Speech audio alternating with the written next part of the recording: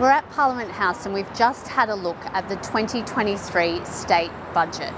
It is really pleasing to see some really positive cost of living measures in the budget that will take some pressure off Queenslanders on low incomes.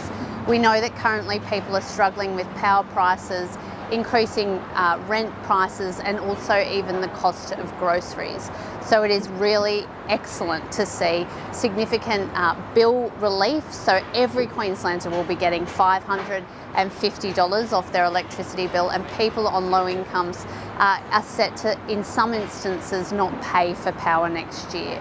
There's also an additional $1.1 billion being invested to social housing, which is a welcome investment, but clearly we do need more. Earlier this year, QCOSS joined with the Queensland Conservation Council and other community organisations, recognising that costs of living and action on climate change are related. QCOSS is very excited to be part of the Power Together campaign because we want to see an equitable transition where people on low incomes enjoy lower power bills as we transition to renewables. I'm here with Dave Copeman from the Queensland Conservation Council. Dave, can you tell me a little bit about how you see costs of living and action on climate change as being interrelated? So they're connected because cheaper power is cleaner power. So many Queenslanders, we're actually the most in the world, the highest number in the world who benefit from solar. We have rooftop solar at a higher level than anyone else. What we wanted to see was investment that meant that everyone can benefit from solar. We've seen that with some of the large-scale renewables in this budget, $1 billion for large-scale renewables so that everyone can get cheaper power on their bills. But also what we've seen is the investment in the infrastructure that will make that possible. Looking at this budget today, is it thumbs up? Yeah, it is a thumbs up.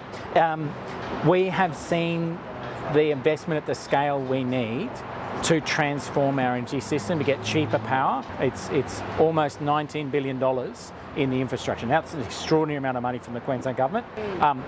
What we need to see is those benefits actually throwing through. So there's a lot that's going to be built out of this budget, but right now electricity prices are really high. That's why it's so important that in Power Together we've fought for those rebates so that people aren't paying incredibly high power prices while at the same time everything else is going up, and the government listened.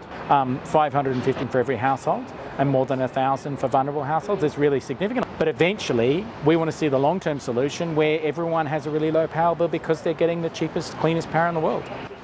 So we do have more work to do. We are really committed at QCOSS to continuing to work with the Queensland Conservation Council and other partners on the Power Together campaign to make sure that Queenslanders on the lowest incomes benefit as we transition to renewables, and that all of us eventually have clean energy and lower power prices. So if you want to join the campaign, please jump on the Power Together website today and join, because there is still work to be done.